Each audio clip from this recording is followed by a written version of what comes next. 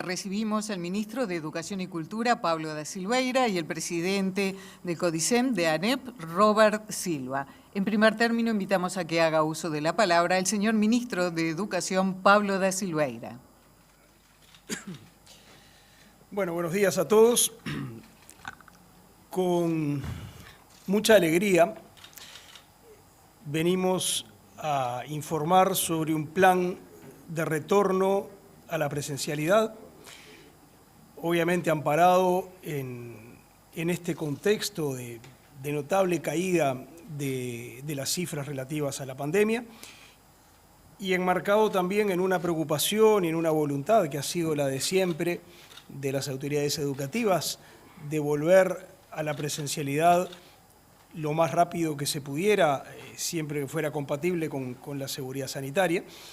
La presencialidad es insustituible en términos educativos y también es enormemente importante para el funcionamiento de las familias. Felizmente estamos al cabo sobre el final de las vacaciones de invierno, en un momento en donde vamos a poder anunciar un plan de retorno a la total presencialidad.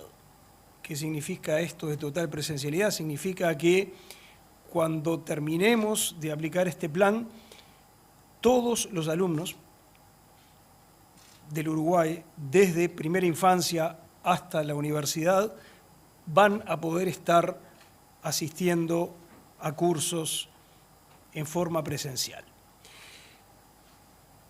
Como ustedes ya están acostumbrados, es un plan retorno que se hace de manera gradual, por razones básicamente que tienen que ver con la cuestión sanitaria, para avanzar todavía más, no solo en la caída de casos, sino en el avance de la vacunación. Pero esta gradualidad va a ser una gradualidad rápida, digamos, se va a producir en muy poco tiempo. Hay solo 2 pasos, solo separados por una semana. Hay un primer paso en el que se integra un conjunto de alumnos, pasa una semana y ahí se da el segundo paso en el que se integran todos los demás alumnos. Esto se hace según un detalle en el que hemos estado trabajando en los últimos días y que tiene una lógica que tiene que ver particularmente con las necesidades educativas de los alumnos. Lo que vamos a detallar ahora es en qué consisten esos pasos, quiénes son los que se incorporan en el primer paso y quiénes son los que se incorporan en el segundo paso. El señor presidente del CODICEM va a informar sobre este particular. Bueno, buenas tardes a todos, es un gusto estar aquí. Vamos a informar el retorno progresivo a la presencialidad en lo que nos resta, porque el lunes 12 vuelven a las aulas los niños de educación inicial, que ya se habían incorporado, y los de educación primaria. Van a volver, y lo decimos con alegría, en forma gradual y progresiva, de los centros educativos públicos y privados a partir del próximo 12 de julio, los estudiantes de primer año de educación media básica, primer año de liceo, primer año de UTU.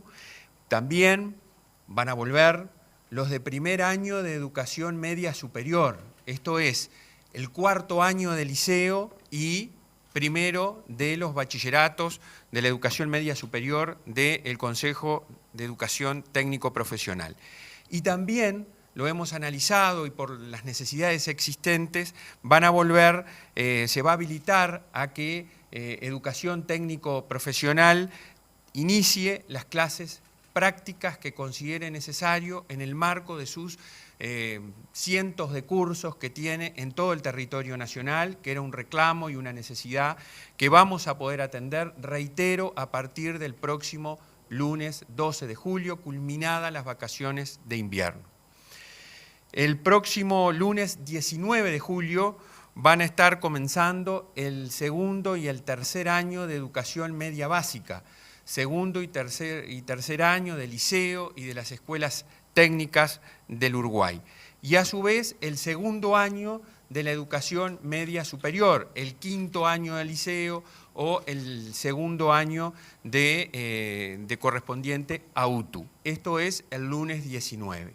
Y también queremos decir que se ha habilitado el inicio, de acuerdo a los cronogramas que se establezcan, de la Dirección de Jóvenes y Adultos que trabaja en el CODICEN, que está en la órbita del CODICEN, que tiene un conjunto de cursos que atiende distintas realidades en todo el país, y también la educación especial, en particular para los adultos, que restaba comenzar, están habilitados a iniciar cuando culminen las vacaciones de invierno. Nos parece que es fundamental en esta instancia, como lo hicimos con el ministro la vez anterior, apelar a la responsabilidad demostrada desde siempre de nuestras comunidades educativas, nuestros docentes, nuestros funcionarios y particularmente de nuestras familias. Lo dijimos cuando vinimos a anunciar el retorno a la presencialidad de educación inicial y primaria. Esto depende del esfuerzo comprometido de todos. Lo hicimos. Ahora que la situación del país lo permite, que la situación que hemos vivido en la propia educación del país también lo permite, este nuevo retorno, que implica el retorno de toda la educación formal obligatoria del país, depende del esfuerzo de cada uno de nosotros. Habilitamos el espacio de preguntas. Cómo no, ministro, adelante, por favor. Simplificando un poco lo que acaba de decir el presidente del CODICEN para establecer algunas ideas fundamentales, aunque no agotan todo. Lunes 12 de julio empiezan primeros, cuartos y sextos de la educación media. Lunes 19 de julio empiezan segundos, terceros y cuartos, y quintos. Y a esto se suman algunos grupos especiales como el de la educación especial. Pero gruesamente el esquema es ese. Primero, cuartos y sextos de educación media el lunes 12 de julio, segundos, terceros y quintos el lunes 19 de julio. El lunes 19 de julio también queda autorizada a reiniciar sus actividades toda la educación terciaria, incluyendo la educación universitaria. A partir del lunes 19 de julio, la educación superior y en particular la educación universitaria pueden volver a la presencialidad. Naturalmente, cada institución universitaria, en los márgenes de autonomía con los que cuenta, podrá decidir si efectivamente empieza con la presencialidad el 19 de julio o si prefiere hacerlo en otro momento. Pero desde el punto de vista de la luz verde dada por el Gobierno Nacional, a partir de el lunes 19 de julio puede empezarse con la presencialidad en las instituciones universitarias y otras instituciones de educación terciaria. Ahora sí. Muy bien, entonces habilitamos el espacio de consultas, recordándoles, como siempre, a nuestros colegas, identificarse con nombre y medio del cual representan y realizar una pregunta por medio. Gracias. Buen día, Beatriz Martínez de Subrayado. Quería saber cómo va a ser la dinámica en los centros educativos, como ha pasado, por ejemplo, en las escuelas, que los grupos están divididos, algunos van cierto horario, otros. ¿Qué pasa en los liceos? También cada centro, tal vez algunos jóvenes no pueden empezar el lunes o entran todos. ¿Cómo va a ser la dinámica en ese sentido? Gracias. Nosotros lo que estamos habilitando es que a partir del lunes 12 están autorizados a comenzar y a partir del lunes 19.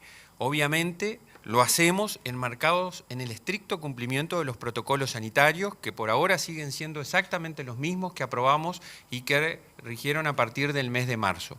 Cada comunidad educativa, de acuerdo a su realidad y en el marco de esos protocolos, organiza el retorno, que en líneas generales no debería diferir de la realidad que había en marzo. Es decir, algunos iban todos los días, otros eran convocados en función de las capacidades locativas. Hemos avanzado también en tener locales auxiliares, como por ejemplo el acuerdo que celebramos con la Universidad de la República, que nos ha permitido utilizar locales de la UDELAR para albergar a estudiantes de educación media, y en ese sentido creo que va a seguir avanzando. Por eso lo importante es la comunicación de las familias con los centros educativos. Nosotros respetamos mucho la contextualización que cada centro realiza y a partir de ahí se adoptan las decisiones. Buenos mediodías, Tomer Urbich, del diario El País. Primero, antes de la pregunta, si podría ampliar el profesor Silva, que no me quedó claro recién de su respuesta, ¿qué porcentaje en concreto de los estudiantes no tendrán las condiciones para ir a clase todos los días, todo el horario, según lo que tenían previsto? Y lo segundo, usted dice que ahí sí es la pregunta, que queda intacto el protocolo sanitario. Dado el avance de la vacunación en adolescentes, ¿está previsto hacer un cambio al protocolo? ¿Se puede acortar la distancia del 1,5 metros de segundo a sexto para por ahí que todos ingresen en los salones? Gracias. Nosotros tenemos previsto que retornen a las aulas a partir del lunes 12, entre la educación pública y privada, 178.000 estudiantes. Y el lunes 19 retornan en torno de 169.000. Esto es comprensivo de liceos públicos, centros educativos privados habilitados o autorizados y los centros de educación técnico-profesional. Reitero que lo harán en función de las posibilidades de cada uno de nuestros centros, que en su amplia mayoría están trabajando por lo que dijimos desde el comienzo del año lectivo, que fue la mayor presencialidad posible dentro de las normas que los protocolos establecen. Respecto a la segunda pregunta, estamos trabajando con salud pública, estamos conversando las posibilidades que nos permitiría la vacunación. En cuanto al distanciamiento, nosotros tuvimos un avance al principio de año, pasamos de 1,5 metros en toda la educación formal obligatoria a 1 metro en inicial, primaria y primer año de educación media. Estamos conversando sobre la realidad. Creo que hay una muy buena noticia para el Uruguay. Tenemos la priorización de la vacunación de nuestros estudiantes y eso es una cosa fundamental que junto a la vacunación de los docentes, que está superando el 80%, es un gran espaldarazo para esta vuelta a la presencialidad. Complementando lo que dice el presidente del CODICEN, esta lógica de progresividad se aplica a todo y vamos a seguir aplicándolas. Observen ustedes que hasta ahora las progresiones de retorno a la presencialidad incluían diferencias geográficas. Se empezaba en el interior, se dejaba para más tarde Canelones y Montevideo. En este caso no es así. Estamos empezando a la vez en todo el país. Esto es una muy buena noticia. Esto es un paso adelante muy importante que tiene que ver con lo que hacíamos referencia hace un momento, con la caída del número de casos y con el avance de la vacunación, especialmente en los grupos de edad específicos. Esperamos seguir agregando avances de todo tipo en las próximas semanas. El objetivo, que lo hemos mencionado varias veces, es llegar lo antes que se pueda a la más total y absoluta normalidad. Daniel de León, de Canal 12 de Telemundo, a la vez de anunciar la vuelta a las clases presenciales en educación media, ¿se está pensando también en algún programa para atender a aquellos alumnos que hayan quedado por el camino, que hayan perdido contacto con la educación, con el centro educativo, que hayan desertado de alguna manera? Sí, efectivamente, tal como lo hicimos el año pasado, tenemos un sistema de tutorías que se va a implementar a las ya existentes, incluso extraordinariamente. Secundaria, por ejemplo, ha destinado más de 1.000 horas docentes a la presentación de proyectos para acompañar a estudiantes. Educación primaria ya está trabajando en programas como protección de trayectorias, como además tutorías, sobre todo con foco en el inicio y en la finalización de los ciclos educativos, y vamos a tener una finalización del año educativo pautada por un acompañamiento a los estudiantes con distintas instancias, como hicimos el año pasado en la resolución que ustedes recordarán de octubre. Es decir, los que van obteniendo los logros y van obteniendo la posibilidad de continuar con su trayectoria tendrán una primera oportunidad que seguramente será entre octubre y noviembre, una segunda que irá a diciembre y una tercera que será el inicio febrero del año 2022. Estamos trabajando incluso en la creación de nuevos cargos, asignación de nuevos recursos, cuestiones que ya se han hecho para atender no solo el desdoblamiento de los grupos y permitir la mayor presencialidad, sino que también fortalecer todo lo que tiene que ver con los aprendizajes de nuestros estudiantes y el acompañamiento en cuanto a otras afectaciones que existen por este tema de la suspensión de la presencialidad. Las autoridades reciben las 2 últimas consultas. ¿Qué tal? Buen día. Emilio Izaguirre de Canal 4. La pregunta es si a ustedes les consta que haya una baja participación de los estudiantes de secundaria en el periodo de exámenes de ahora de julio. Y la otra es si ya tienen previsto una modificación respecto a las formas de evaluación, tanto en primaria como en secundaria, tal cual se implementó el año pasado. Bueno, lo hablábamos con el ministro hace un rato, lo hablábamos con la directora general de secundaria. Nosotros estamos en pleno periodo de exámenes con particularidades y problemáticas de distinta naturaleza, implementando algo absolutamente novedoso para el país en conjunción y trabajo articulado con el Plan Ceibal, como son los exámenes virtuales, con la enorme mayoría de los docentes muy comprometidos y estamos evaluando la situación como lo hacemos siempre. Yo le quiero decir a las familias en particular que tanto han colaborado con la educación de este país en momentos de tantas dificultades, que nosotros estamos con optimismo en cuanto a lo que venimos hoy a anunciar, en cuanto a las mejores decisiones que pudimos tomar en conjunto y en clave educativa ante la situación que el país le tocó vivir con esta pandemia, y estamos siempre procurando encontrar soluciones. Estamos del lado de la solución y no del lado del problema. Sin perjuicio, no desconocemos la existencia de problemas, y cuando existen problemas, como en el caso que tú planteas u otros, hemos encontrado caminos para ir solucionando en conjunto los mismos. Respecto de la evaluación, nosotros decimos, el país tiene un sistema de evaluación que requiere ajustes, que requiere cambios, dentro de un proceso de transformación curricular que la ANEP ya lo ha iniciado, que lo ha presentado al Parlamento Nacional y que estamos trabajando en ese proceso. En las actuales circunstancias sería irrisorio, como ya pasó en el 2020, decir que nosotros vamos a mantener la evaluación tal cual. Nosotros lo que hicimos el año pasado y seguramente se hará este año, ya sea en UTU, en secundaria o en primaria, es adecuar la evaluación a estas instancias que mencionaba, a los procesos que nuestros estudiantes están llevando adelante en un marco de acompañamiento y sobre todo de protección de las trayectorias, de lograr que las trayectorias no se vean interrumpidas, porque está demostrado que la interrupción de las trayectorias educativas de los estudiantes agrava los problemas a futuro de los mismos. ¿Qué pasa con la calidad de la educación? ¿Cómo ha afectado la calidad de la educación esta situación que se está registrando este año y algo de pandemia, ¿verdad? Casi 2. Estamos empezando a generar información sobre los impactos que la pandemia ha tenido sobre los aprendizajes, que es en definitiva lo que importa. Hay estudios realizados por ANEP, hay estudios realizados por el Instituto Nacional de Evaluación Educativa, hay información que es generada por el Plan Ceibal y las respuestas son matizadas. Obviamente hay costos, obviamente al cabo de un año y medio de excepcionalidad en el funcionamiento del sistema educativo, hay pérdida de aprendizajes y hay agravamiento de inequidades que venían de antes, que existían antes de la pandemia y que como revelan fragilidades, bueno, esas fragilidades se sienten especialmente en momentos como este. También hay noticias buenas.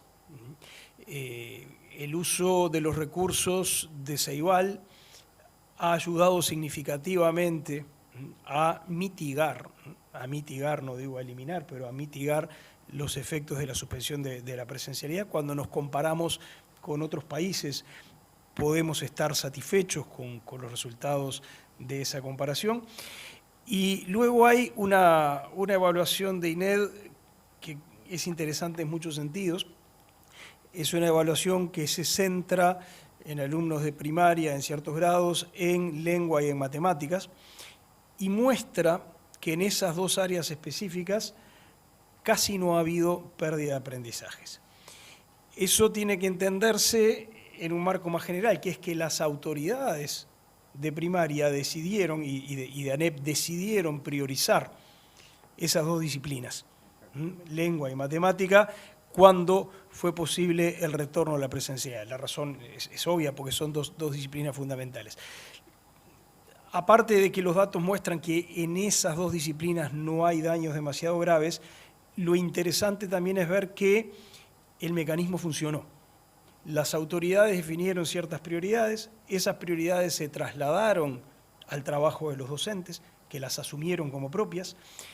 Eso tuvo un efecto en el salón de clase y el resultado es que en esas áreas consideradas claves no ha habido daños en primaria demasiado graves. Eso no quita, por supuesto, que si vamos a ver lo que pasó en otras asignaturas que no fueron priorizadas, seguramente vamos a encontrar pérdidas de aprendizaje. Entonces, claro que hay costos, sería de otro mundo, de otro planeta, pensar que se pudiera pasar por una situación como la que todavía estamos pasando y que eso no se reflejara en costos en términos de aprendizaje, pero hemos podido minimizar daños de una manera bastante significativa. Nunca todo lo que uno hubiera querido, eso es así, pero las cosas están mejor de lo que podrían haber estado si no se hubieran tomado ciertas iniciativas.